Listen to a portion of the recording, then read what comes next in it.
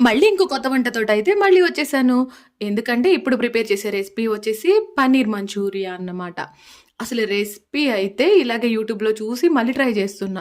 నా కాన్సెప్ట్ ఏంటంటే నేను యూట్యూబ్‌లో చూసి ఒక రెసిపీ సెలెక్ట్ చేసుకొని, ఆ రెసిపీ నాకసలు బాగా వస్తుందా లేదా అన్నది ట్రై చేసి ఇప్పుడు నేను వీడియోస్‌లోని అప్‌లోడ్ చేస్తున్నా.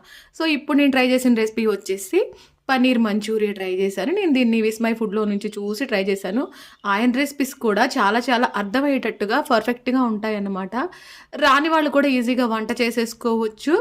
ఇంకా మనం కూడా రెస్టారెంట్ అంత స్టైల్‌లో కాకపోయినా మనకొచ్చినట్టుగా హోమ్ ఫుడ్ అయితే ప్రిపేర్ చేసేసుకోవచ్చు అనుకోవచ్చు.